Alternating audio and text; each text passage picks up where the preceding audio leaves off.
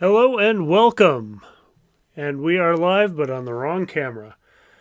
You know, when you don't do this every week, sometimes things just get a little out of whack. But welcome. Thanks for joining. And we've got some crazy stuff that just happened as far as some new EV tax credits are back on the table, and seems like there might be a path forward, so that's exciting. I don't have all the details, but I did see somebody post those on Twitter, so we might talk about those a little later. But that's the big, exciting new news. The exciting thing for today, I got to put my different things down here. Resetting this up after a month is like, where did everything go? But anyway, and I've got my audio on here on my my monitoring computer, so we're rolling.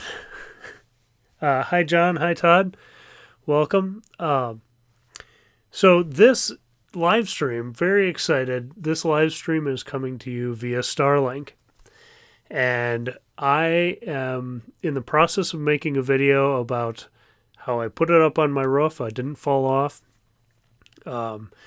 But, you know, having the tools all together, making sure you know what you're getting into before you get up there, and you're not making a bunch of trips up and down on your shingles, which would damage them. So putting together a video on that and kind of how it's been working for us for the first week. I think I put it up last Wednesday night.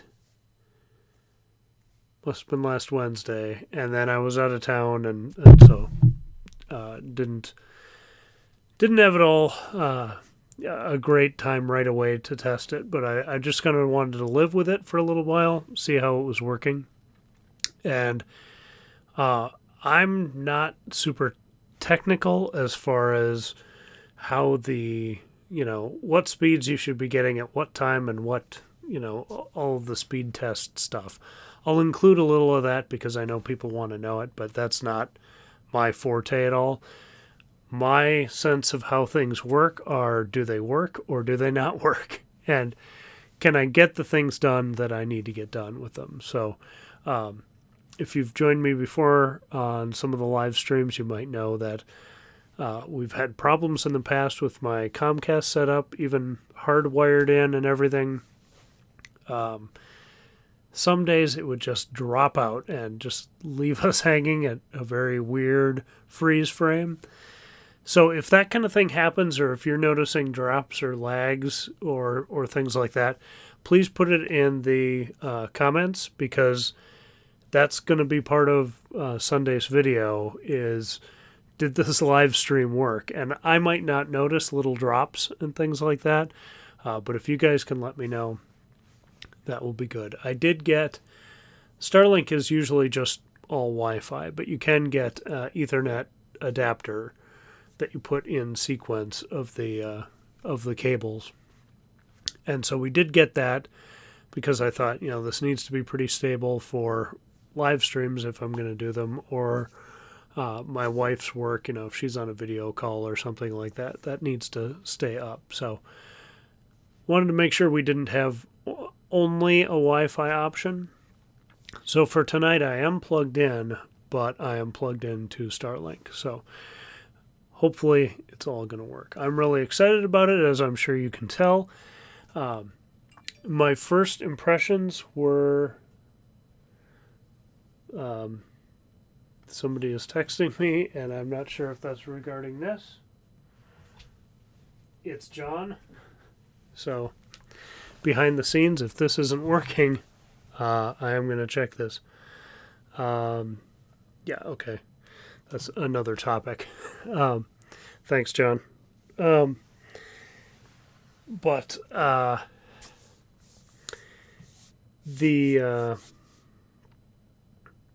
totally lost my train of thought there. Sorry. But anyway, if you guys see some of that stuff, any of that dropping and things, let me know in the chat. So I'm sure to note that for the video. My first impressions were, yeah, it seems okay.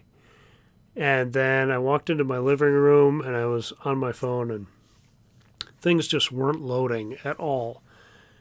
And I was like, oh, this is kind of disappointing. Maybe it'll work, but it won't be very good. Or, I might need to get a separate, a signal. I can't think of what they're called, but, an extra signal booster to get it to the rest of the house. And then what I realized a little while later, because it was really bad, was it had switched to my Wi-Fi on my phone had switched to the closer network, which was our old Comcast network. And that's what was laggy and terrible. I switched it back to our Starlink network, and boom, I was up and running again. So that was really good. I did upload last week's video up onto YouTube that was the Mystery Cave video.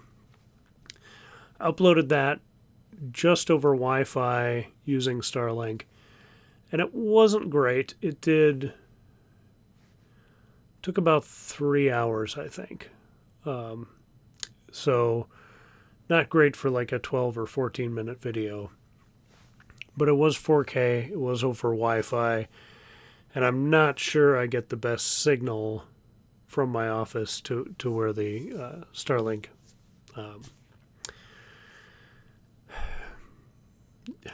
router, where the Starlink router is. So now that I've got a cable run and can plug in, I'll try that this weekend if I have a video about the same length and see how that does. So so far it's worked for me. My wife has had no complaints. It's been working for her the last few days. And she's just been doing Wi-Fi, but the router is in her office, so that's pretty simple. The only big outage we've had, like I've seen where it's like just dipped here and there on the phone screen. You can see that. I'll actually bring that up. If I would have been smart, I would have had my phone connected into the computer and you guys could see it that way. But let's see, let's see what this is. There you can see the network uptime is pretty much, if I don't have glare on the screen, network uptime is pretty much right at 100%. You can see just the teeniest little drops there. And then latency's kind of in the middle there, but we haven't had any issues for how we're using it. So for me, it seems to be working. When we did have an outage, it was a very heavy thunderstorm that came through, blew over in about 15 minutes, but it was one of those where the skies turn black and everything downpours for 15 minutes. And so we did lose a little bit of service during that, but didn't really affect my wife's work, and that's the more important thing. And I wasn't live streaming, so no big deal there. But so far, happy with it. Is it perfect? Probably not. Is it as good as my Comcast that would drop out all the time? Yes. So I'm feeling good about it. If this live stream goes well, I'll feel even better about it. So we'll see at the end of this how things went. But just keep an eye on that. And if you see glitches or something, let me know.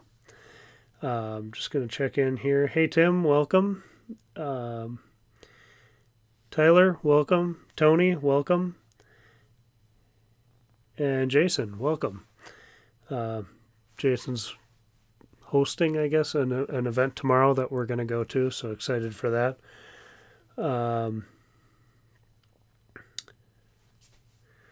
John says, pilot truck stops and GM are putting in EV Go charge stations. Yeah.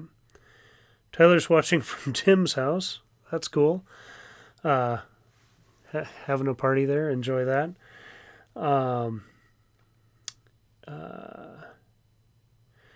Yeah, so John was talking about the GM and EVgo charge stations. Yeah, they've partnered up. I think it's GM, EVgo, and the Pilot um, truck stops. So that's good. It's great. I think I may have told John this on the phone earlier this week, but I have a feeling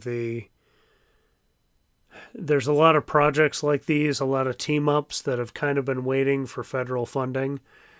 And so now that seems like there's some out there, I think we might see more and more of these announcements of different teams of companies teaming together and um, making more investments. I feel like there may have been some hesitation on some of these companies um, to foot the bill themselves, but now that there's some federal dollars out there and possibly more in the new package that just got talked about today, I don't know if it still has to pass both houses and get to the president's desk. The president would sign it, I'm sure, but it's not a done deal, even though it seems encouraging that Senator Manchin is on board with it, and if he is, then probably everyone else is on the Democratic side. So we'll wait and see, but hopefully we can be encouraged by that.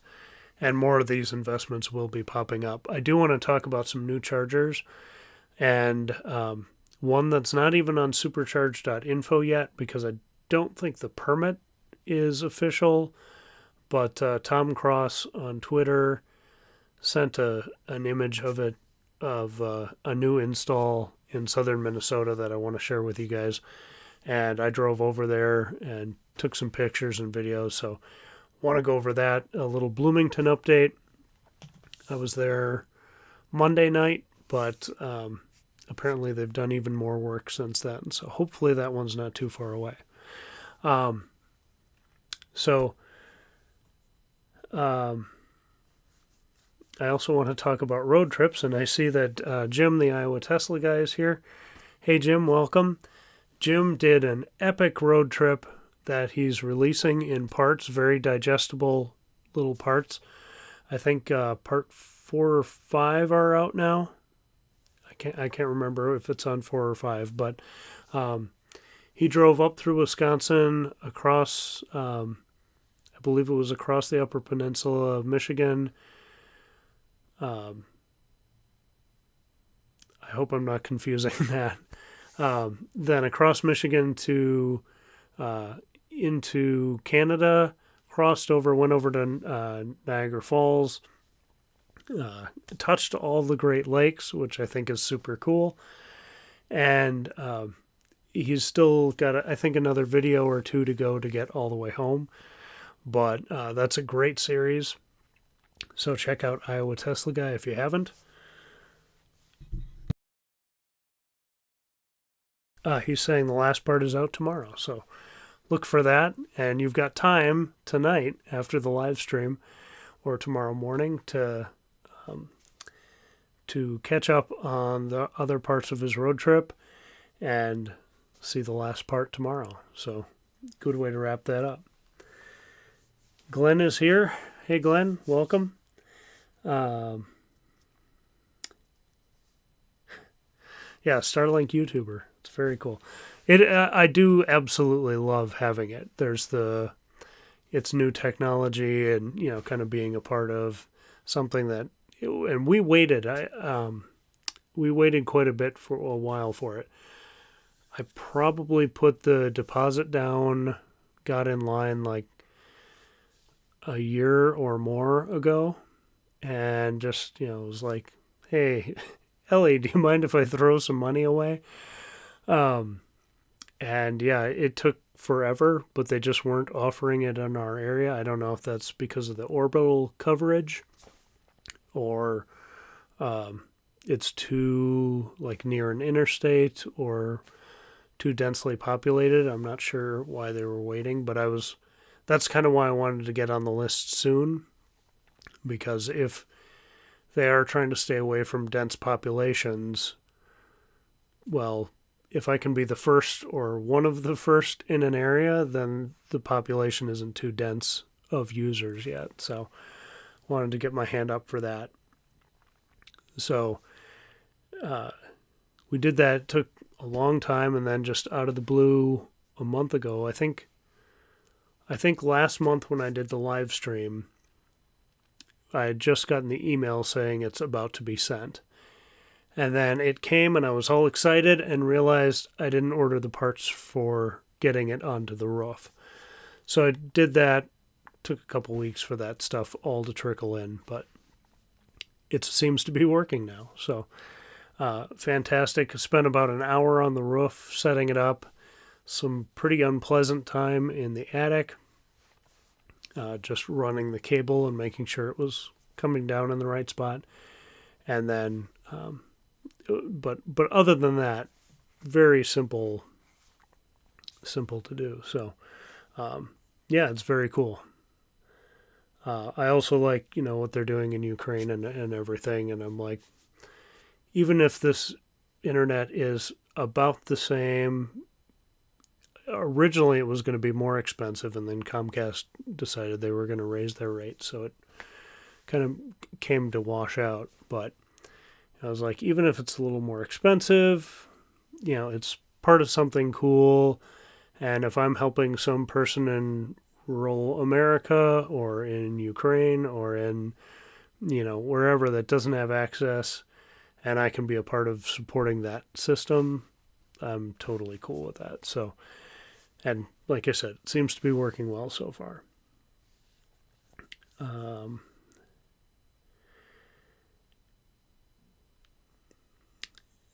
Said hi to Glenn. Yeah, check out Iowa Tesla Guy's video. Jim is doing big road trip this summer, but it was really cool, fun to watch. John says, does anybody know about the Maple Grove Supercharger that's being built by the Target? I thought someone posted in the Minnesota group that it seemed to be proceeding, but I have no idea what the status of it is. Todd's going to visit the Maple Grove site tomorrow, so maybe Todd can post some pictures or something. Nikki did say Starlink is horrible on the live streams. I don't know when the last time she did a live stream with only Starlink was. She's kind of in the country area, rural area of near Seattle or Portland. I think. And I know the first time she tried it, it was dropping out and she was having a lot of troubles. But that was, I think, over a year ago. Because I think when I was watching her try to do it, I had recently placed my order and thought, oh man, is this gonna... They need to get more satellites up there. But there's been a year's more satellites. Some have been deorbited, but hopefully if they can keep those flying, the connection will stay good.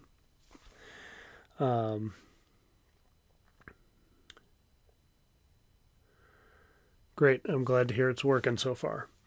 So I wanted to talk about a few things. There's been so much. When you only do this once a month, there's so much that piles up, and I'm going to try to go fast here. I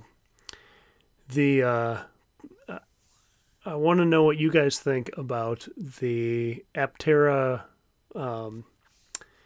petition to have the Tesla connector be the standard connector for the U.S.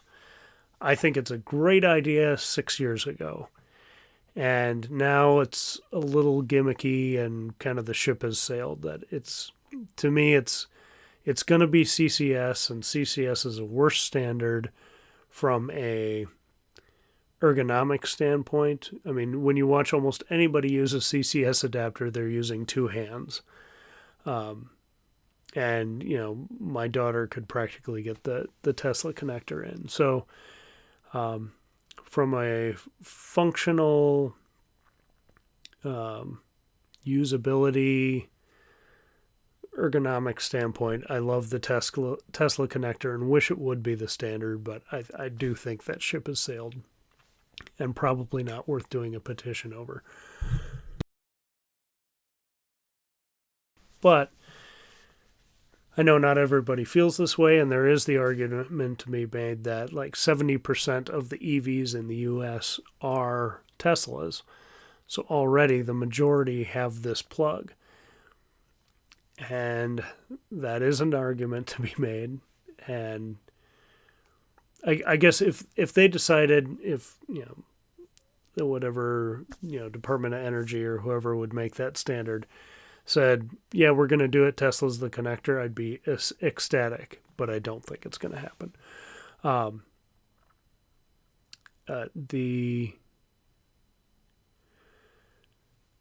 The other thing with CCS I've heard is that CCS can do vehicle to grid, and Tesla's connection, as far as we know, can't do that.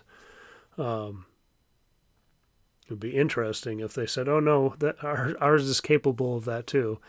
That's way beyond anything I know, so I have no idea. But that would be one upside for CCS. I guess when you think about it, it's not too much more cumbersome than a gas pump,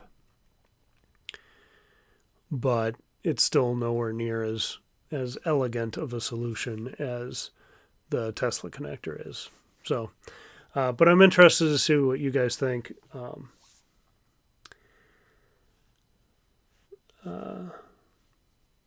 Yeah, too late to change, too many CCS cars out there, and I think everybody's kind of building to that. And Jason says 100% CCS is fugly and Tesla is better, but CCS will be the standard. Yeah, I don't see a way that that's going to change. It was probably good publicity for Aptera to do the publicity, do the petition for the publicity and get people talking about them. But I think it got people talking more about Tesla than it did them. But it's worth a shot, I guess. The other thing I wanted to talk about, and this is interesting and kind of piggybacks right onto that.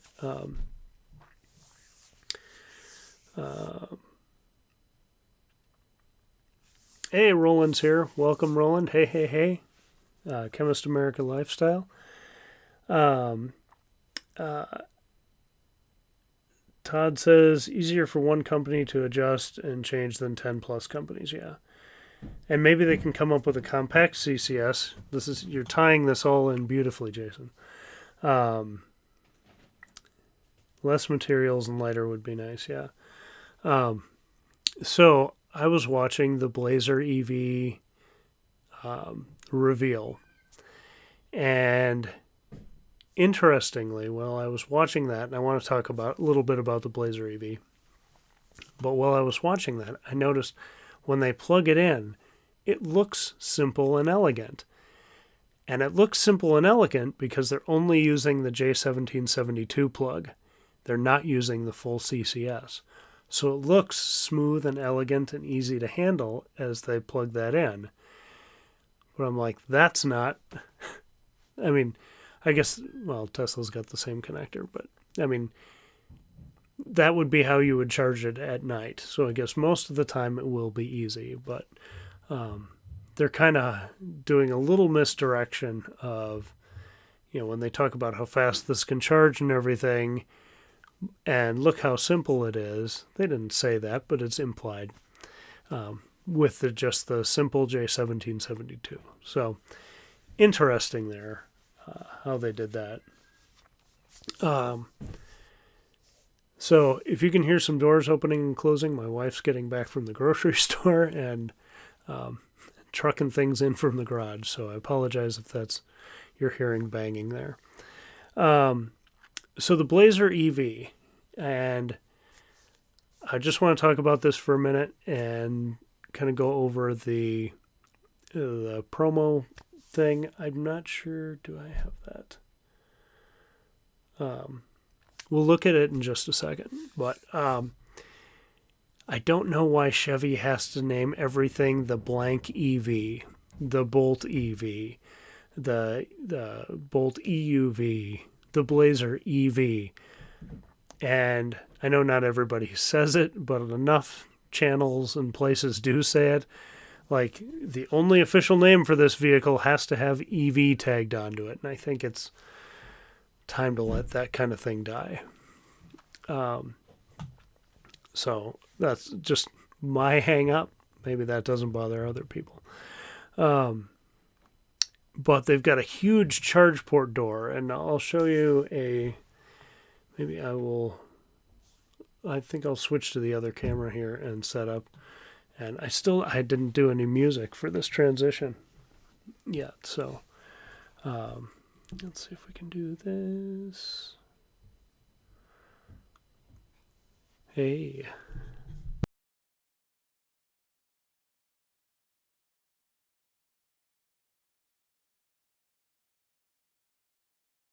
I'm getting faster and faster at that all the time. Let's see if I can bring up the photo of it. Nope, I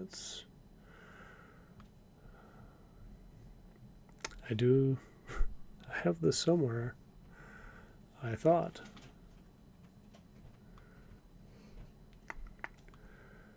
Oh, this is super professional. Really glad I can show you guys me staring at my screen here.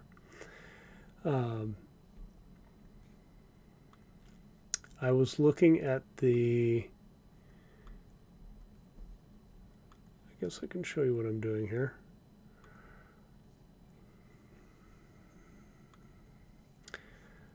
I was also looking at the EQ, or no, not the EQC, the Ioniq 6. I was looking at the Ioniq 6, and it reminds me a little of an old Saab I used to have. It's not that bad. When I'm looking at them next to each other, it isn't nearly that obvious. Everything is just moving around here. So let's see if I can bring this back to we're on YouTube and looking at the Blazer.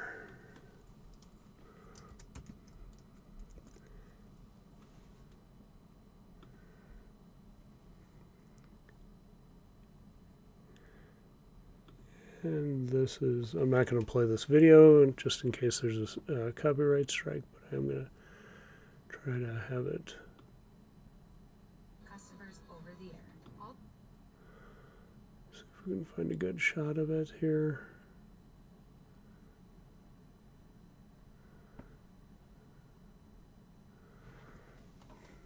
Watch me watch YouTube. There we go. So here we are. You can kind of see it there. That's a little bit better.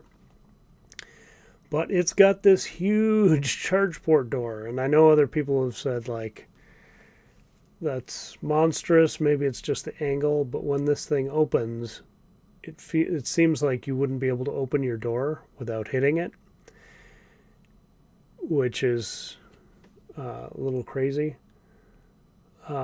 I also think it looks strikingly like the Mach-E, but just has Chevy bits on it rather than Ford bits. Also thought it was interesting that they have standard door handles. You know, the Mach-E tried to pull those in. There you can see it a little better. But just a little more roundness and have the top come to a little more point, and you'd have the Mach-E, in my opinion. Same thing with the kind of the hips here. If you extended this out a little bit and brought some of this in, I might not be exactly right, but it just seems like they said, oh, the Mach-E's doing well, let's make one of those and call it the Blazer. There's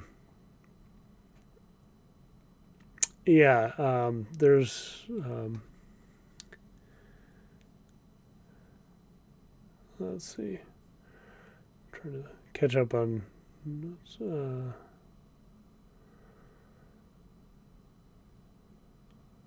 John is noting that the CCS adapter is sold out in South Korea from the site that John ordered his from that I put in my video. So it must have been because of our video, right?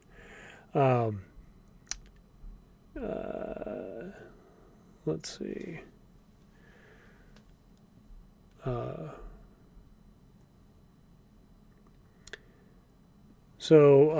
Glenn is saying, wow, I miss seeing those Saabs around. Yeah, I used to own one of those old Saabs, and I loved it for what it was, but odd that the new Hyundai kind of looks like one, but I'll get a little more into that in a minute. Glenn says the Blazer promo video cracked him up. It's dynamic, drama. Yeah, there was just some bizarre marketing speak in it where it said, oh, I see there's an SS badge on there. That tells me it's fast. I'm like, no, that tells you they put an SS badge on it. It probably will be fast. But, just the kind of like, oh, because it looks as, they put a sticker on it. That makes it go fast. It's like little kid logic. Pretty bizarre there, but they say it's over 500 horsepower, 0 to 60 on the SS version will be under 4 seconds, and will come in rear-wheel drive, front-wheel drive, and all-wheel drive, which is kind of bizarre, but I don't know. I guess following Tesla so long and knowing how they want to simplify everything and, give you as few options as possible, which can be frustrating as a shopper, also means, less complex, manufacturing, and kind of odd that they're offering all versions of this. But it'll have up to between like 290 and 320 miles of range. That's what this one. And can charge at 190 kilowatts. So pretty fast if it can sustain that for a while. If it's a pretty level charging curve, that should be okay for people. Not blazing fast, not world changing, but there again, the kind of the marketing stuff around this was,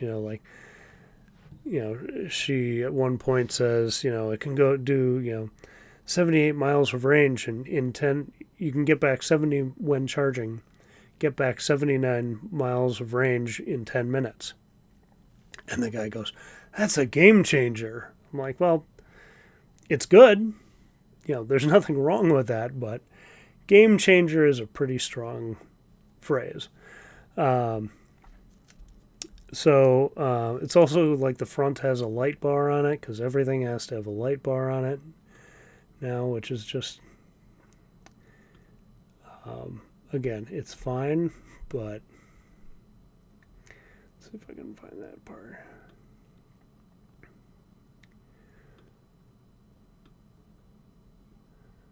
There. So it's all right. This big piece of plastic in front, this is just a big non-textured piece of black plastic. And again, it's okay, but why is it there? I guess maybe you wouldn't see bug chips and stuff. That's the problem with the Teslas having the, just painted round front is, rock chips and bug hits and everything, can cause damage in it. But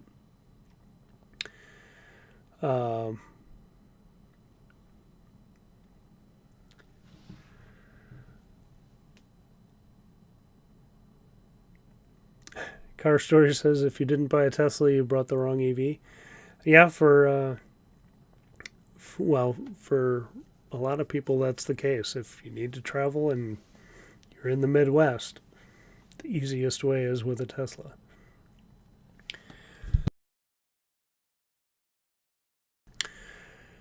So, Taycan Turbo, I'm not sure what you're referencing. Oh, I get it. The SS or the Taycan Turbo. If you put that stuff on there, people will believe it's fast. The Taycan is pretty fast from what I understand, but yeah, why did they name it that? Is it going to be made in China and imported? No, I believe it's going to be made in Mexico, which again is another like, this feels very Mach-E to me. Yeah, and Glenn's got it right here. They're going to initially have it sell it in Canada and then bring it here next.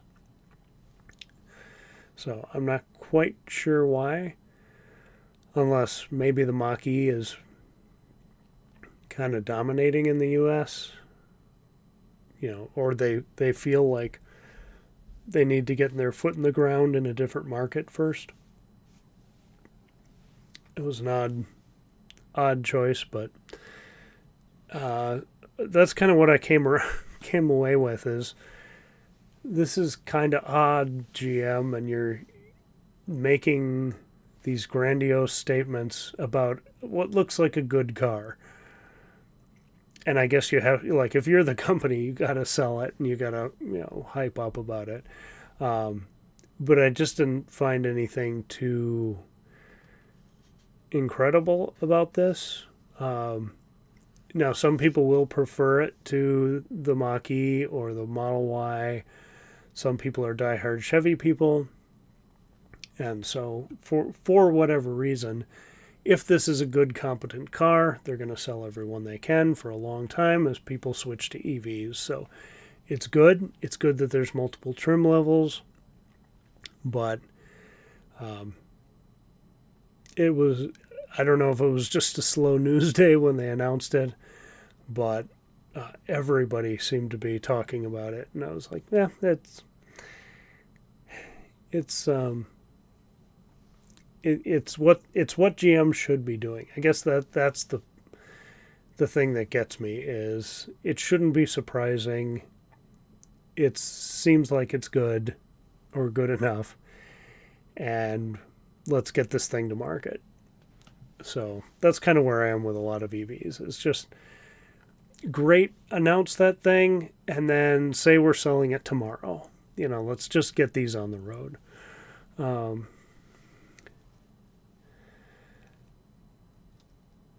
Yeah, it'll be interesting to see how it handles cold weather. I don't know if this will be, because the Bolt EUV is not on the Ultium platform. I think the Hummer is, but let's face it, they're selling like 5 Hummers. I don't know if the Cadillac's going to come out before this on the Ultium platform, or if this will be first. That'll be interesting to see, because there's been a lot of talk and a lot of assumptions about how good the Ultium platform is, and all these things it can do, fast charging, and I don't know that we've got an Ultium vehicle out there, a sensible one, even if the Hummer is Ultium. That's such a monstrosity that I think trying to get any real data off that is going to be kind of a joke. But it'll be interesting to see how it handles the cold. And Car Story says, fast EV isn't important. It's all about range and how fast does it charge. Yeah, I mean, speed off the line is good, but pretty much, most EVs are pretty good at that. Top speed, almost no one ever does that. yeah. Yeah, Jason needs his plaid. Fast EV is important to some. Yeah. Car store, I don't know if you know this, but Jason does have a plaid. And was 9.4 your best track time? Your best track time? I heard the conditions weren't great, Todd said. So, but anyway. John says a layer of ice on that charge port probably won't open. Yeah, it is a big, big charge port. So maybe that's why they want to send it to Canada first, get that testing out of the way, and find out if they need to make changes. Yeah, Glenn, I agree. Generally, efficiency and range are the most important things.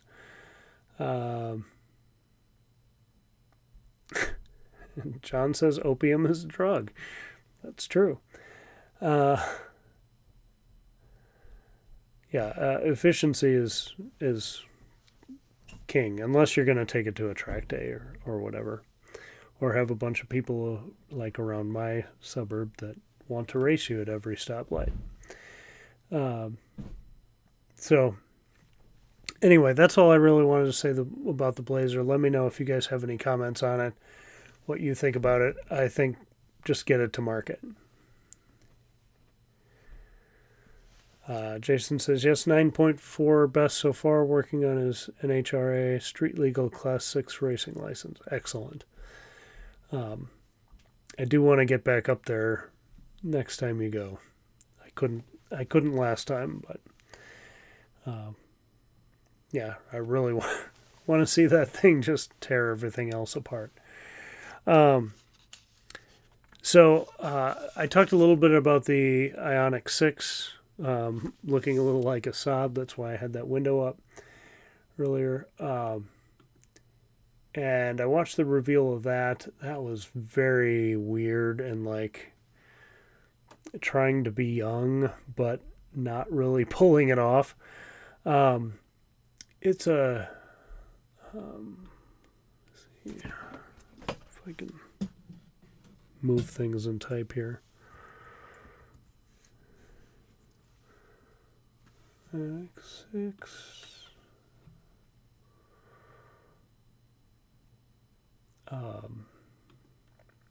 So I know this is lame looking at other videos.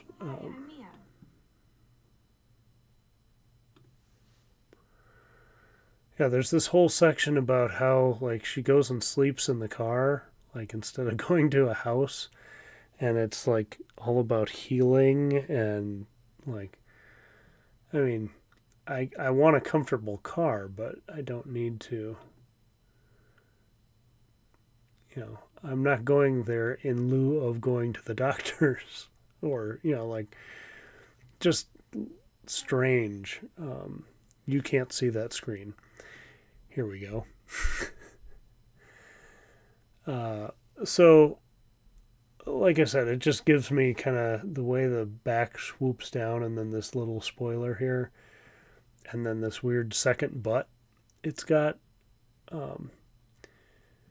Just seems a little weird to me. Very Saab-ish.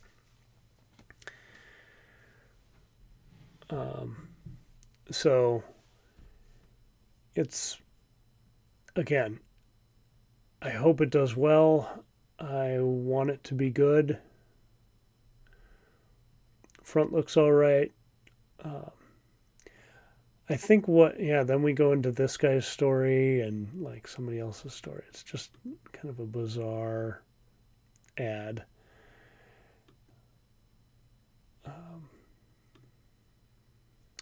And then they did a thing at the end here. Let's see if I can get all three of them, shot with all three of them. So then they're kind of showing their, the Ioniq 5 on the far left, the Ioniq 6 in the middle, and then the Ioniq 7 on the right. And the thing that, like, I think independently, each one of these are fine. I actually got my neighbor just got an Ioniq 5, so I've had a chance to go over and sit in it. I'll talk about that in a second. But seeing these all together, it's like, what company is this? You know, they're so different from each other that, you know, on one hand, it doesn't matter, but I feel like nothing tells me that these are Hyundais other than the badge on them. You know, there doesn't seem to be any sort of through line of design language. Um, and maybe that's okay, and maybe that's how, you know, cars are going to be from here on out. But this just kind of struck me a little as like, oh, that's like, how would I know looking at these that they're Hyundais? Um, so yeah, a little bizarre, but again, you know, it seems like it'll probably have good specs when it gets here. This, you know, 12-minute video or whatever was pretty much mostly about these people and their weird lives. I mean, not that, you know, there's anything wrong with what they do or anything, but it's like, I'm here for a car reveal. You know, tell me about the stats. Tell me about the vehicle. And again, you know, just some of these words of hyperbole that, you know, like, and it's got all these, you know, interior lighting features, which, you know, maybe people will like, but it felt a little gimmicky, and I don't feel like the other, you know, Hyundai Kia vehicles have been gimmicky. It feels like they've been solid, good EV offerings. So this like reveal thing just felt very nebulous and like, what even is a car, man? um, Compared to their other, like I said, solid EVs. Yeah, the 7 does look like a Rivian. I agree, Tim. Um, so we'll see what that all comes out to. I did want to say my neighbor got an Ioniq 5. I was out getting coffee and groceries early one morning and came back, and they were backing it out of the garage, and I didn't know about it, didn't know it was coming or anything.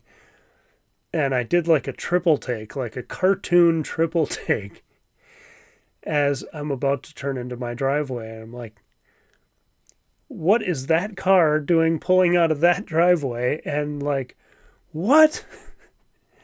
And so I, you know, rolled down my window, kind of stopped half in the road, and I'm like, holy cow, that's an amazing car, you know, congratulations, so happy for you.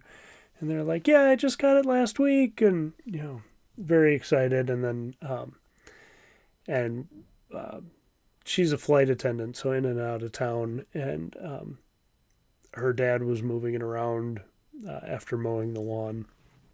So I went over, and I've known him for years, and so we just kind of, he's like, yeah, go ahead and sit in it and check it out, and you know, whatever, and it's really cool, and it's, you know, got one pedal driving, and that's so bizarre, and you know, he's all excited about it. He's worked at a tire shop for years and years, and so, you know, he knows cars and, you know, all this, but it was just kind of fun to just out of the blue find an Ioniq 5 right next door. So I did say, you know, if she would like to do an interview, I'd love to, you know, check out the car, you know, with her, have her, you know, kind of talk about why she chose it.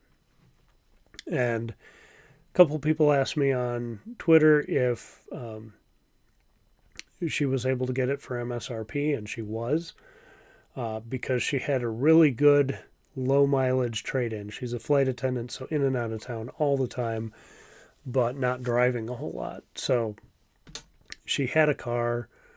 I don't know if it was a Santa Fe, or she had something with only like 5,000 miles on it. And so I think the dealership knew they were going to make a killing on that trade-in, on reselling that. So they did offer MSRP for the Ioniq 5. She even was able to jump the line because her trade-in was so valuable.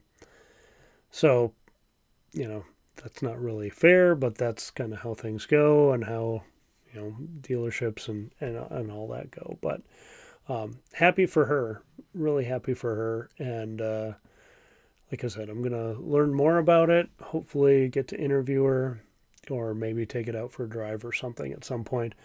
But I have a feeling it's her brand new baby. And if she doesn't want some weirdo next door driving it, I completely understand. But it would be really cool. And hopefully I'll be bringing you some Ioniq 5 content based on that. I have not taken, I was thinking, I should take a picture of it and, show it on the screen. You've seen what they look like. And I don't want to be the creepy neighbor who's, when no one's around, going around taking pictures. They probably wouldn't care, but I don't want to be that guy.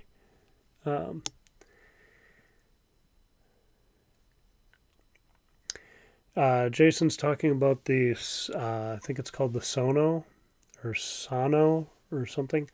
The new low-cost solar EV in Europe. It is boxy, but yeah, it has Sono motors, yep. And the car is the Scion, yeah.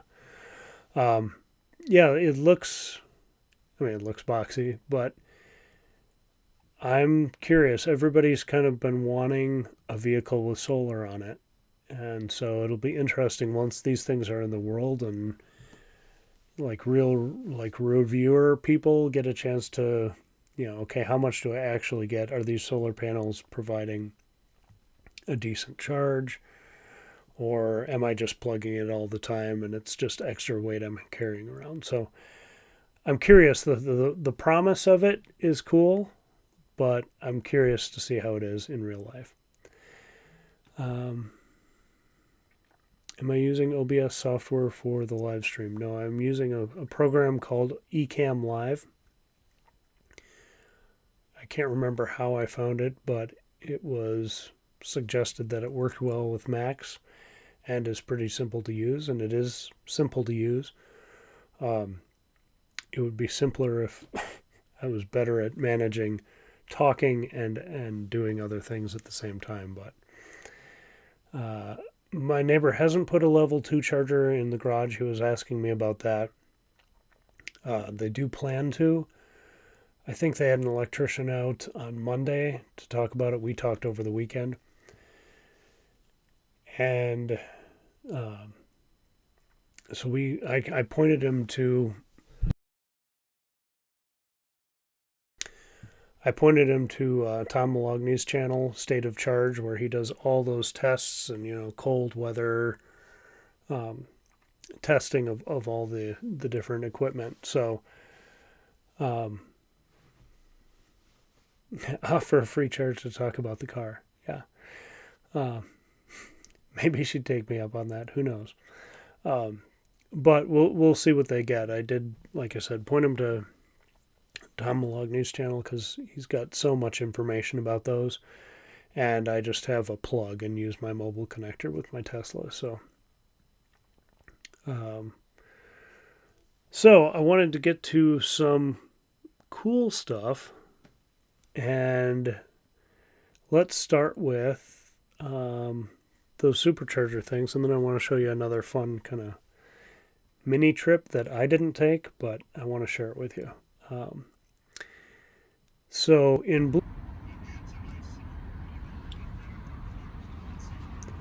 all right, this is Bloomington Supercharger.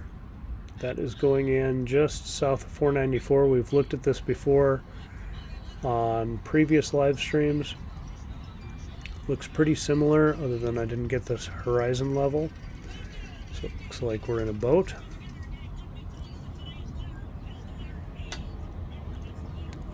So you can see everything seems pretty ready to go, but maybe they had to do some digging up of some of the pavement there. I'm not quite sure. You can see it's different colored. And then I'm going to pause here in a second as we come around. Brian, I forgot his last name. But there's a Brian in the Minnesota Tesla owners group who's done some drive-bys of things of this, and he said that now the second meter is installed, so we're just waiting for the transformer to be installed, and then hopefully, if they can do this relatively soon. It seems like it's been almost ready to go for about a month now. It does look like the St. Paul layout, pretty close to that. One interesting thing, and this has been, as we get further down the parking lot here, this hole right here, this hole has been opened up since they were working on the other section. So I don't know if there's something, obviously there's something underground, but I don't know if this is where they're pulling wires through or what. I don't know what the red marks on the ground mean. But that has been open this whole time while they've been working on the supercharger. So interesting there. Well, I guess we hear some Sesame Street going on in the background there. I didn't mute that audio.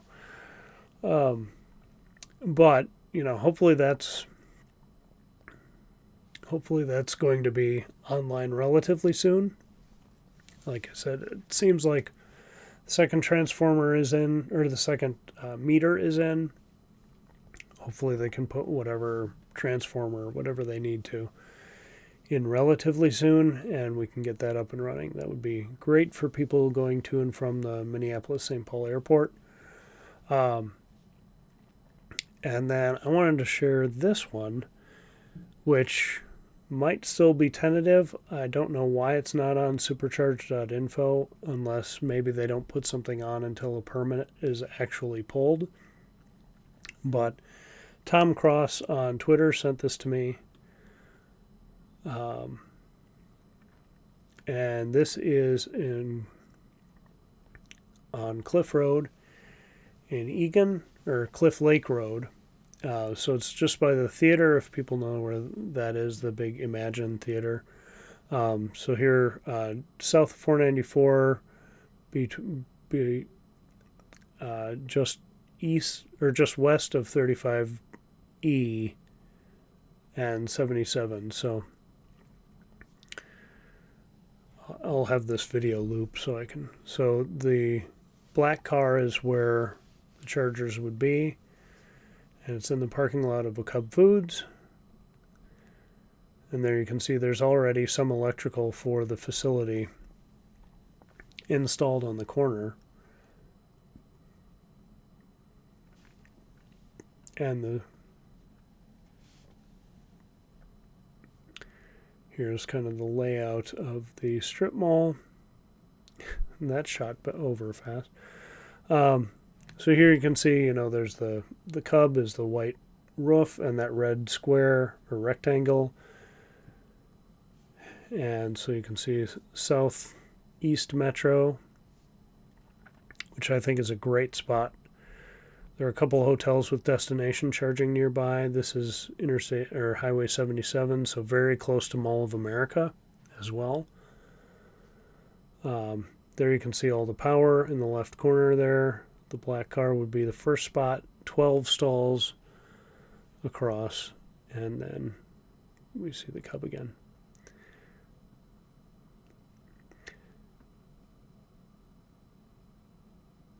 So there's a little red flag in the corner there.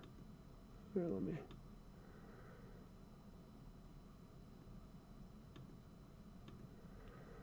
So you can see there's a little orange-red flag kind of by that yellow concrete deal. The light post. And the chargers wouldn't extend all that way. That's more than 12 spots. But probably to the beginning of this mulch. So, yeah, this would be fantastic. Oh, I'm just seeing Jason's comment. Red is power marking 3-phase lines. So yeah, this location, like Jason says, that location would rock. It's right off 35E. Oh, that area is close to Jason, so great. Yeah, you don't really need superchargers near you, but it's fun to have them near you. I would have liked this, just for a store with more to it. I would have liked this. There's a Target at the other end of the strip mall. I would have liked this to have.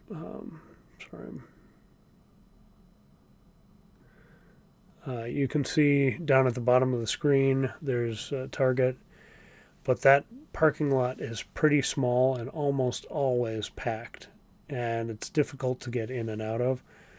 So moving it up to the Cub makes more sense, and it's more out of the way.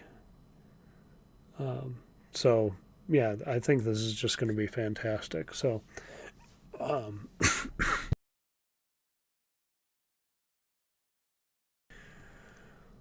I'm not sure, like I said, why this is not on supercharger.info unless they don't do things until they're permitted, which would make sense. Until that is all set up, you never know. But the drawing, clearly looks like other drawings we've seen, and seems legit, like it actually could happen. So, hoping that this does actually take place.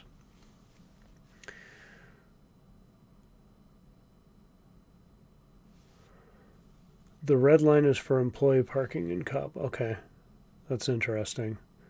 So they'd be eating into employee parking, so I'm not sure how employees would feel about that, but it's a big enough...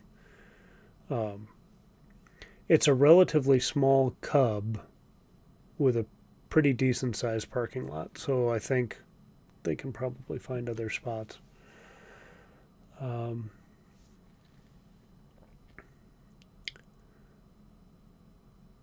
Glenn says he did take advantage of the cheaper tiered supercharge rates the other day at St. Louis Park. Just needed to flip when I used the charger, saving 16 cents. Yeah, saving 16 cents per versus pre-tiered.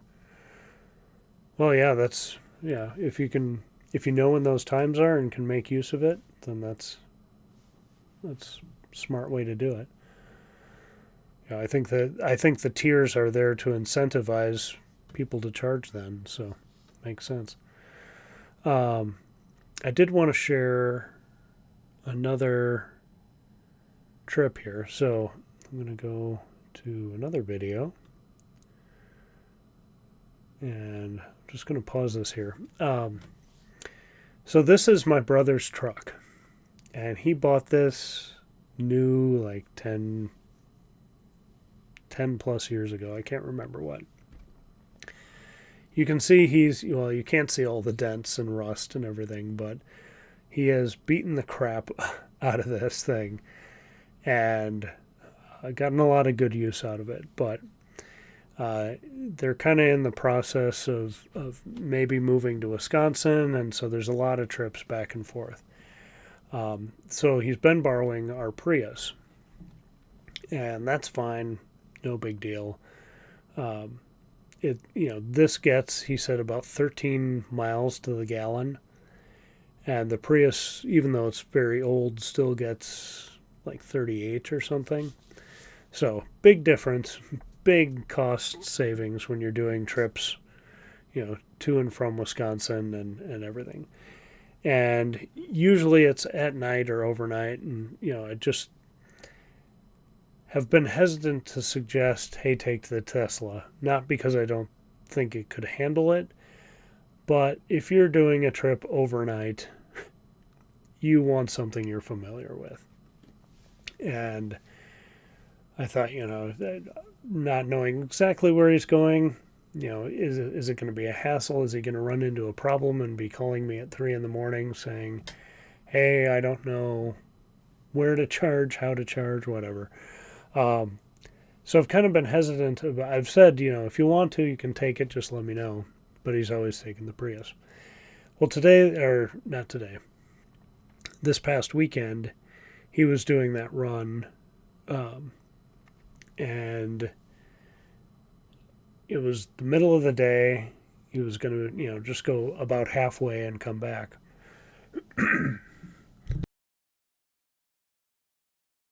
So I said, well, if you guys want to, I think it would be cool if you took the Tesla and just see how it does. If you've got the time, take it.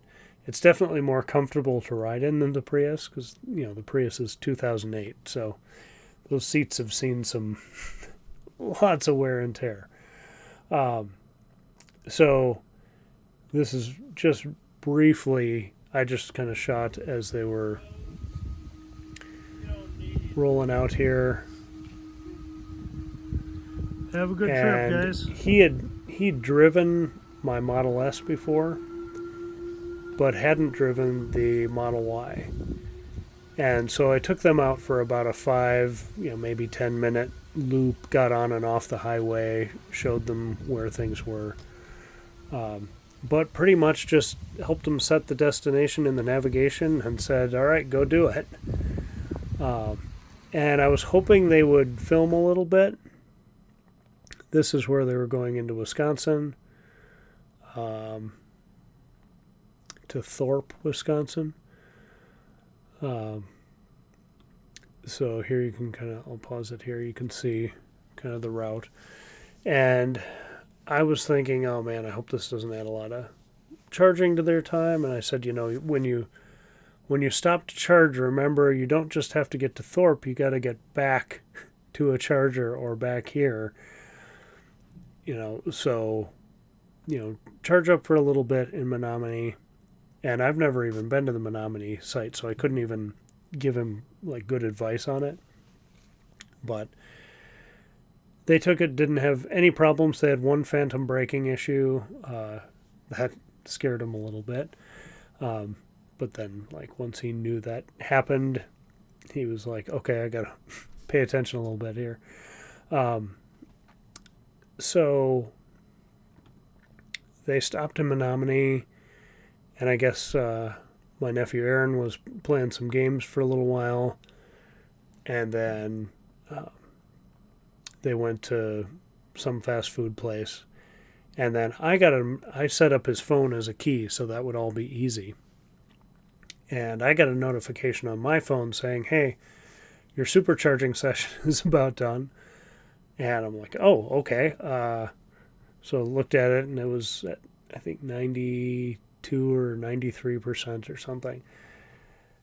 So I had set his phone up to be a key, but turned off notifications because once he got home, he doesn't want a notification every time I leave a door open or anything like that. So I called him, and he's like, oh, we haven't even got our food yet. We'll get it and run back to the car. So here you can see, because of that tiered pricing, we can see that he was there for 27 minutes.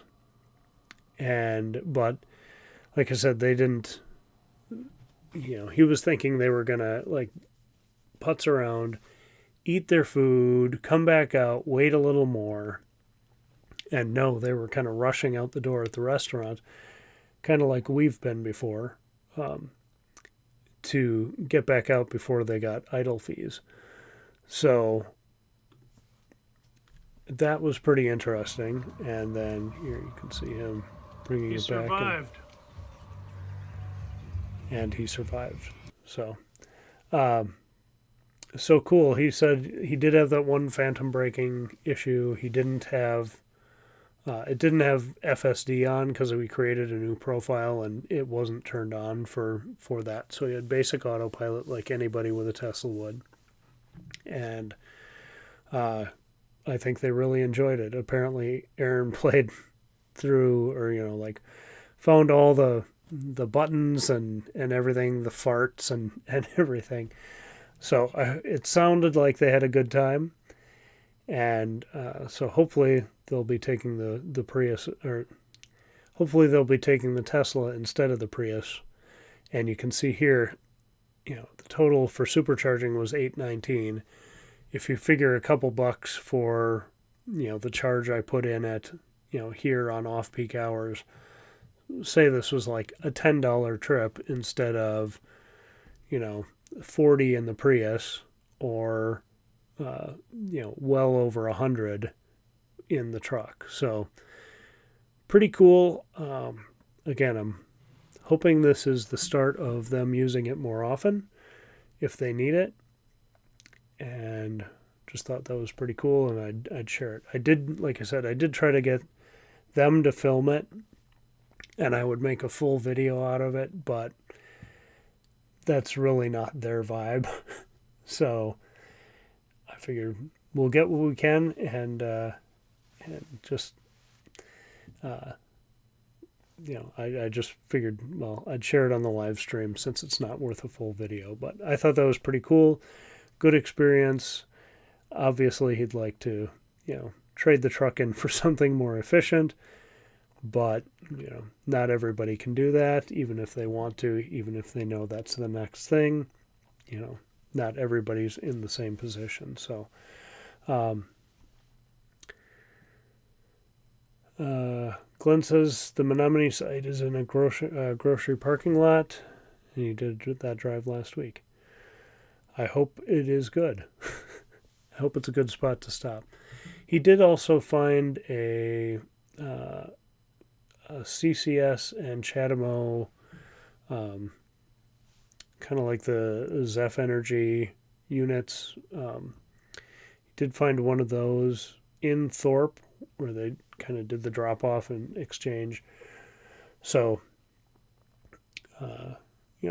he said, could I have used this? I'm like, well, with an adapter you could have, but it's much faster to do what you did and just do the supercharge. So they did the one supercharge because it was longer. He was able to drive to Thorpe and then all the way back home with like 15 or 16% to spare, all the way back to my home.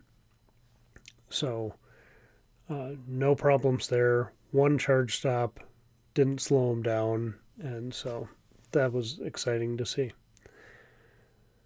Let's see. Sure that.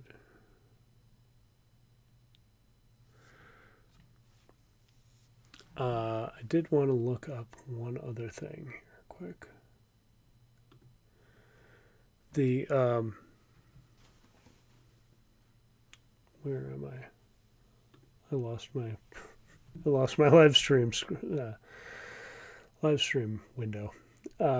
Glenn says, yeah, it's easy to get to. Maybe they hit the Arby's right there. Yeah, it could have been Arby's. I can't remember. I thought he said Wendy's, but it was, if it's walkable, they probably went to Arby's.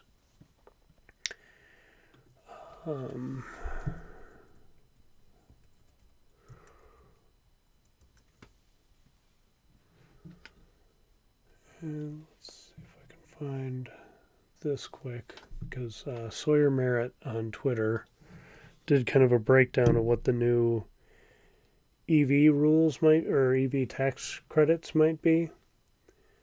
So if I can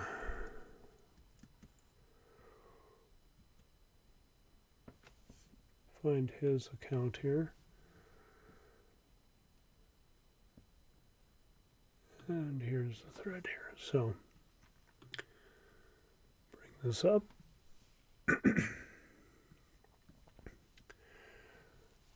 So Senate Democrat climate and energy deal includes $7,500 consumer tax credit for lower middle income individuals to buy new clean vehicles, and 4,000 credit for individuals to buy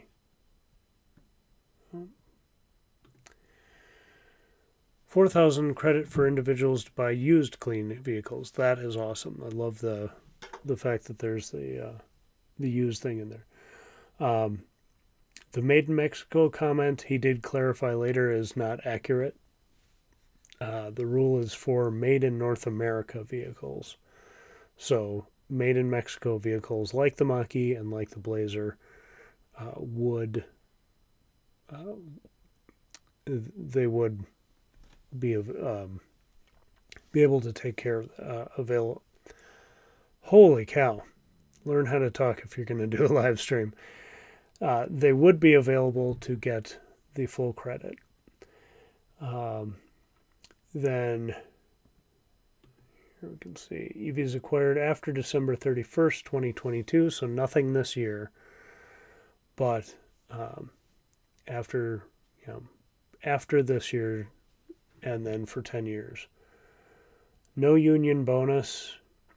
Income threshold for 7,500 credit would be 300,000 in the case of a joint return or surviving spouse, and 150,000 in the case of a head of household.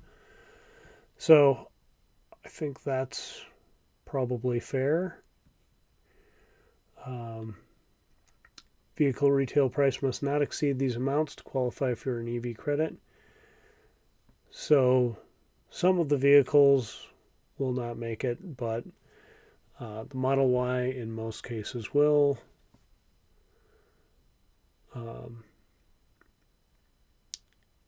And I'm not sure where the cutoff will be. Probably cutoff after Performance Model 3 or at Performance Model 3. I'm not sure what exactly the prices are right now, but this is good. The only thing I'm questioning here is where he says assembly just has to be in North America, so vehicles made in Mexico will qualify.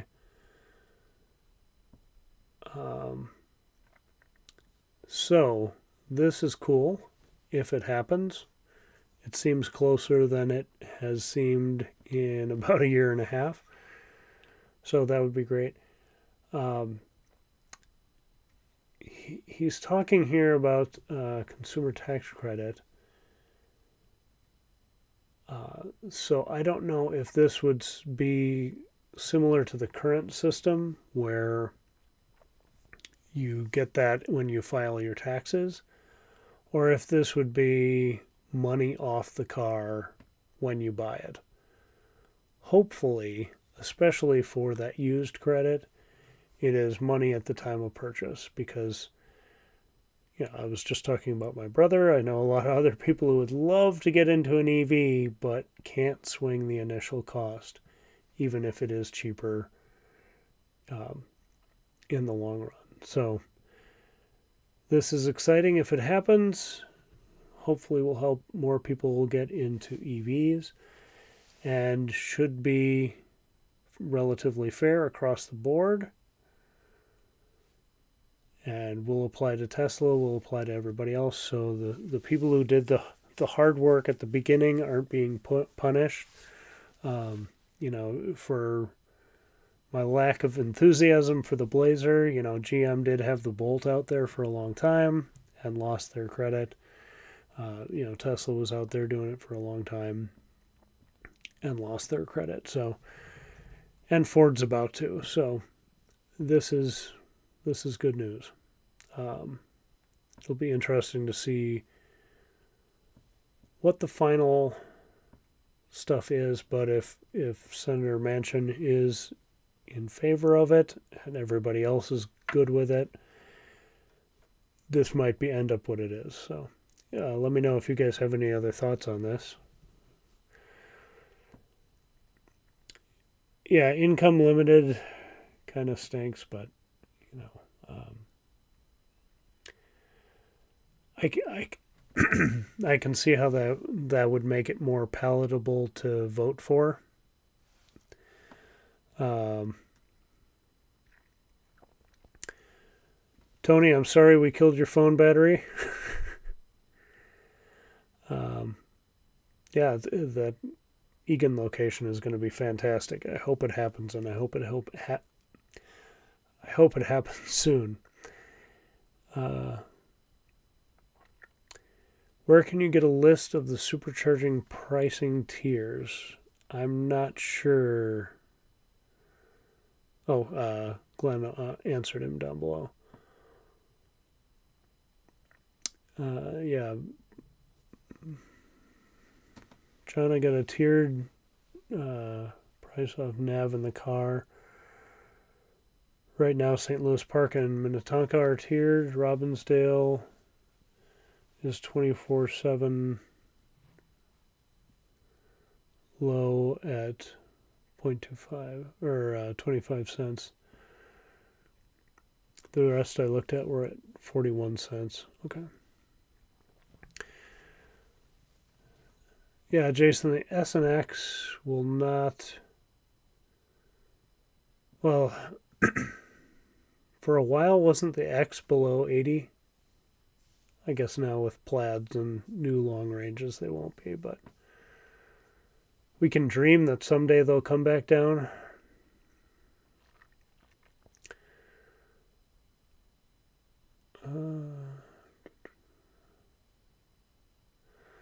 The tiers, John's asking about the tiers of pricing, and the tiers might be more for Tesla to manage demand of the station. I'm not sure, but I know I've been to a couple. The one is that St. Louis Park that's in a Target, kind of on the side by the loading dock. That one seems to be busy a lot. So it could just be trying to manage demand at the stations.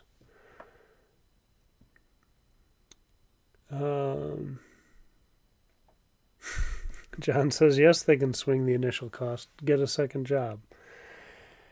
Yeah, I mean, that works for some people, but single parents have a hard time, with some of that stuff. So it doesn't work for everybody yet, but hopefully this will help. This would replace the current credits.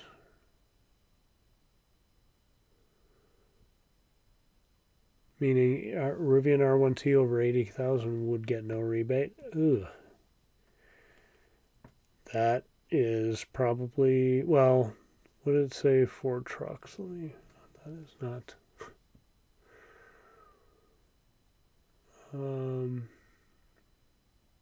Yeah, pickup trucks, 80,000. Looks like 80 is the limit on everything, pretty much.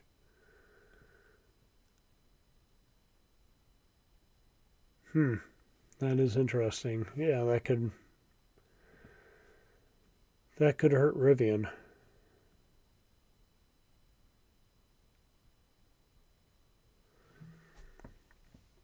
Yeah, I wonder. That's a good point, John. Or that's a good point, Jason. That Rivian could discount and go under 80,000. That would be a good incentive for them to do that. Well, I'm trying to think. The Rivian was going to make, I thought they were going to make a less expensive version of the R1T. I don't know if that ever happened or if that's what got the price bumped up. I'd have to go back and look at that. But I know their next vehicles they want to make are supposed to be cheaper, so maybe those would fit under. That's a good question. Thank you, John. There's a parrot character flying in the air with a red cape and a smile. I'm going to edit to broadcast, but you're just going to see parrot character flying in the air with a red cape and a smile on his face. Thank you very much. I appreciate that. $10 to help pay for the Starlink. Well, hopefully it's earning its keep. I don't think we've had any problems so far, so that's encouraging. Thank you.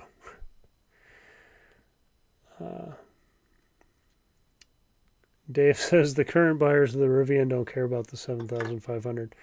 I bet some of them do, but the people who are, buying the resale ones way overpriced, they don't. But and a more expensive one with longer range. Yeah, okay, so they're doing a cheaper one and a more expensive one.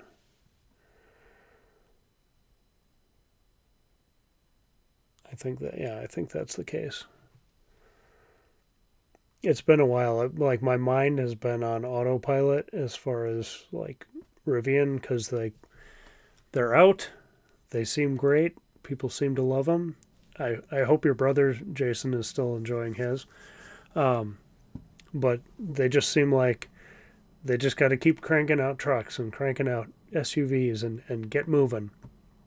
And the delivery vans. So, like, they've got a lot on their plate, but they just seem to be like doing it. So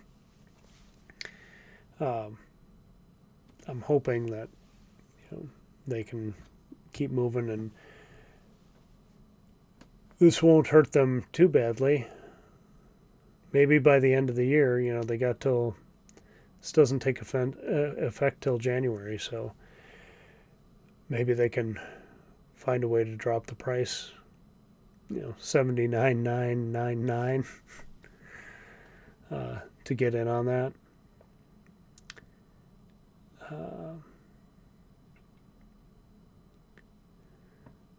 Jason's neighbor got one last week and flipped it today for profit. Yeah, so whoever's getting that, whoever's doing that probably doesn't care about the tax credit. I mean, I'm sure they'd take it if they could, but I saw somebody post something today about, like, if you won the Mega Millions, which EV would you buy? And I think I'd have to get one for my wife first. I think I'd have to get her a 94. I think that's what she wants. Although we'd go test drive them all. Actually, I was going to say, and then I'd get a Rivian for myself to have, with the Model Y, not to replace. But actually, I bet she'd love the Rivian if she drove it. She's kind of excited every time my brother drops off the truck. She's like, "Ooh, I might need to take it somewhere." I'm like, "What do you need to do in a truck that big?" But I think it's just the fun of having a vehicle that size around.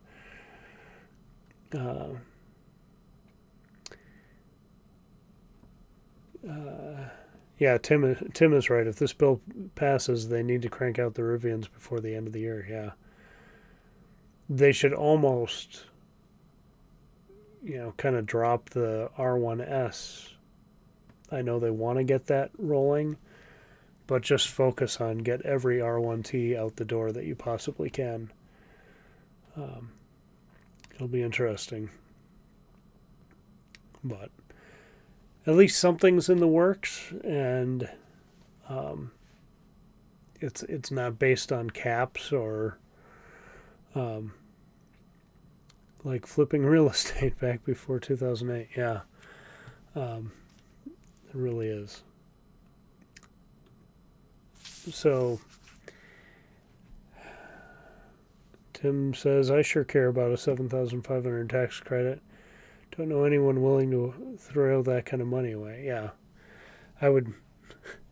It would definitely help us, even if it just lowered our payments, down, being able to not have that extra chunk hanging out there. Because that's a good handful of payments. So once you add interest and everything on that, it's a big difference to a lot of people. But I do like that there's a 4,000 credit for people buying used, because then those people who are flipping it, the flip ease, are getting some help on their end too. Um, yeah, John's saying the Tesla CCS adapter for $309 on eBay is going for $750. Yeah, I mean, people take advantage of, I've got something people can't get a hold of, going to mark it up, see how high I can make it. Yeah, that's just the way it goes sometimes. I think, oh, no, ooh. Sorry, I'm trying to do things on the screen, and that's that. I think I'm out of topics. Very excited about the new potential supercharger in Eagan. I hope that comes to fruition. It's a great spot, and the one in Bloomington we looked at is pretty close to 35W. As 35 goes around Minneapolis and St. Paul, 35E goes up through St. Paul, 35W goes up through Minneapolis, and then they meet above the cities and meet again below the cities. So having superchargers, southward near both of those, interstate sections is good. Having one further south would be even better, but we'll take what we can get. Oh, that reminds me, there's one other thing, and this is exciting for non-Tesla people, and that is, if I can bring this up,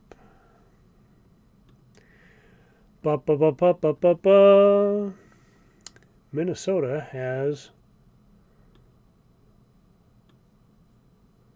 a second Electrify America station, and it is in Albert Lea. So it seems like it's a little further south than the travel stop with the Supercharger, but there are 4 CCS connectors and no CHAdeMO. So only a 4-stall, which is a little odd that they would build only a 4-stall in 2022 when there are so few in the state. But it is, I think there is, I thought I saw somewhere, there are no details. Located in the back parking lot of store. Okay. So there's no speed info that I'm seeing. But it's open and it's there. And that's exciting. And then there's also, they have a gray dot in Worthington. That will also be a Casey's. It looks like it's not too far from, the Supercharger is down here, and it looks like this will be north of I-90. So that's cool. But it's also a little sparse still. You can see here they've got the one in, I think this is Wall, and Rapid City is going to get one, but there's still this big gap here, and that's just getting, just the South Dakota route, and then, getting, there's tons in Colorado, but if you want to get out of Colorado, it's a lot tougher, especially if you want to come north. And they haven't even started going, toward North Dakota, Duluth, any of that stuff. So there's a long way to go, but at least one more. Minnesota doesn't just have one Electrify America station. So just Just going to check up on the comments here. John says, watch Kyle Connor's latest videos in Germany. Pizza maker machine at the Supercharger. Makes a pizza in 4 minutes. Fantastic. That's like Back to the Future kind of stuff. Need a machine that has GoPros in them. Yeah. Glenn, thank you very much. Appreciate it. This is a pair character lifting some weights and saying, keep it up. Awesome. Love me some pair characters. But I appreciate that. Thank you. Jason says closer for his brother to make it to South Dakota in his Rivian, but not there yet. Yeah, just... I feel like part of the reason there are so many Tesla drivers in Minnesota is because that those stations headed westward are there, where, you know, a lot of people have family in the Dakotas, or, you know, that's their vacation route, and knowing there are superchargers makes a big difference, you know, to, you know, whether you buy a vehicle or not. And, you know, I think I've said this on the live stream before, but I've suggested to Elon and Tesla, not that they're going to see any tweet from me, but I've suggested to them that this is a wonderful place to start adding CCS to superchargers. You get a small sample size of data to see how it works. You fill in critical infrastructure for all these people who want to travel in these routes, and it endears you to them because you solved a problem that no one else is solving, or no one else is solving quickly. So I think there's a, you know, huge opportunity there. We'll see if that ends up happening. I'm guessing it won't. But yeah, those corridors just need to be opened up. I would even like more in, you know, if we go to,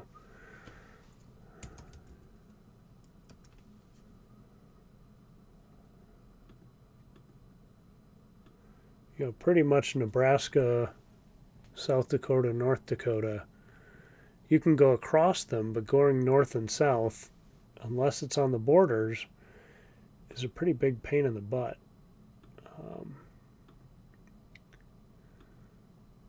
If we turn off destination chargers, you know, that's, you know, this is pretty easy now.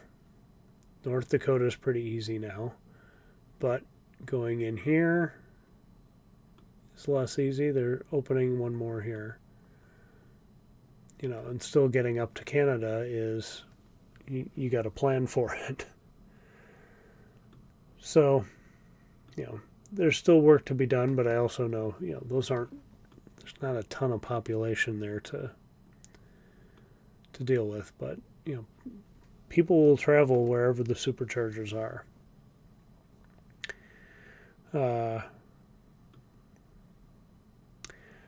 John says, are you ready for a road trip around, or is the CCS adapter? Let's go for it.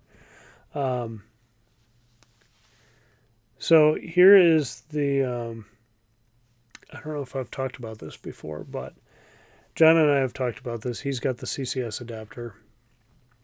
And let's go back to,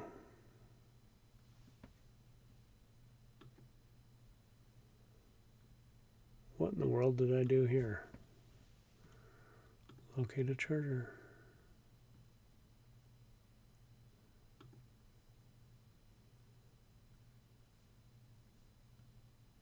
How bizarre. Let's reload that.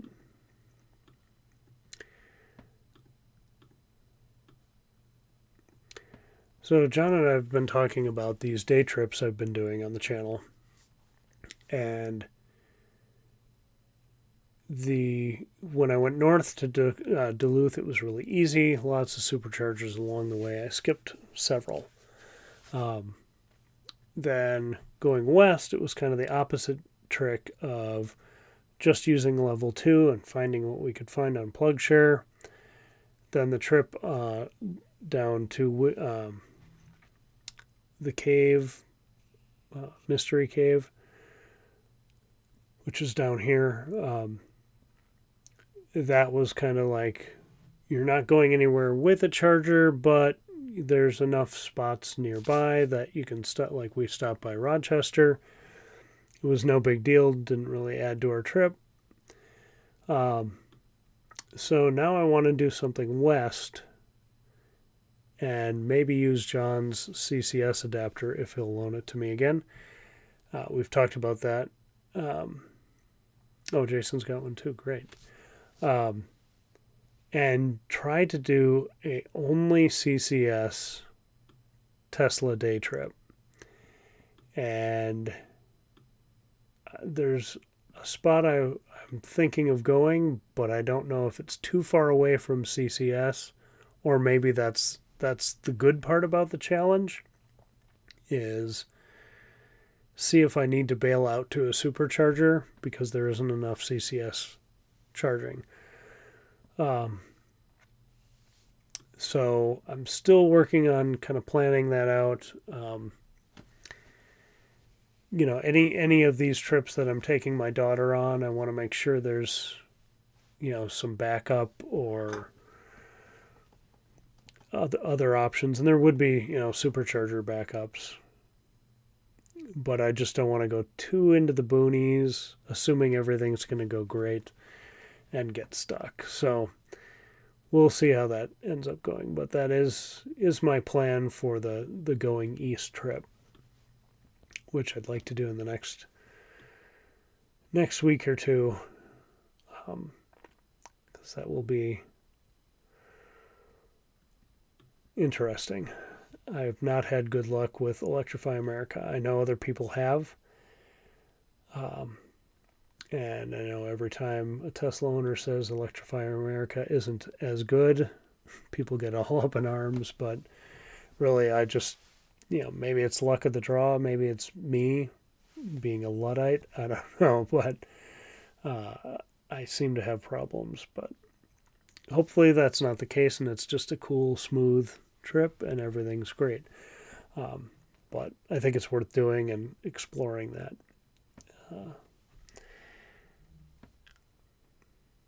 Yeah, that's a good point. Checking on PlugShare too, where we're going and seeing where there are other options. I just don't know. I don't know Wisconsin that well. And I don't know EA very well, so that's my hesitation on it. But that's the adventure part of it, right? That's what makes this fun. If everything goes smoothly, it's no fun. But I think this live stream has gone relatively smooth as far as Starlink is concerned, even if I stammered over every other word. So if you guys have seen any glitches or anything, let me know. But I think I'm going to wrap this up. The video on Sunday isn't going to be about EVs. It's about putting up the Starlink. So I'll have clips, maybe of this in here too, of showing that it seemed to work for a live stream. And I'm hoping that continues. Because it's very easy to set up, and so, but I do want to walk you through kind of, the process, kind of some of the prep work I did in thinking about it, and then show how it's working so far for an average person that, again, isn't super technical, as you've all seen. So Oshkosh might be boonies. Could be. I'm not sure. I'd like to go down to the house on the rock, but I think that might be more than a day trip. I think Joan would freak out at that place. I don't know if anybody's been there, but it is bizarro world. But she would either be traumatized or think it's the coolest, funniest thing in the world. So kind of want to try that, but it is quite a drive, and it's out in the boonies. So we'll see. But anyway, thank you all for joining. I really appreciate it, and I know this has been a little discombobulated, but I do appreciate everybody sitting through me finding different things and different windows and things. I was thinking this is all going to be really slick because I had the video clips already and primed to go, but that's not how anything ever works. But I do really appreciate everyone joining. Thank you very much. Have a great day. The next live stream, the videos will keep coming out on Sundays. Like I said, this next one will be about the Starlink. It looks like the last Wednesday in August is the 31st. So that will probably be the next live stream unless something crazy comes up that we want to talk about. So thanks again for joining. Thank you for the super stickers to John and Glenn. I appreciate that. And everyone have a great night and take care. Happy road tripping in the summer. Jason and anyone who's going to the event tomorrow, I will see you there. And have a great night. Thanks. Goodbye.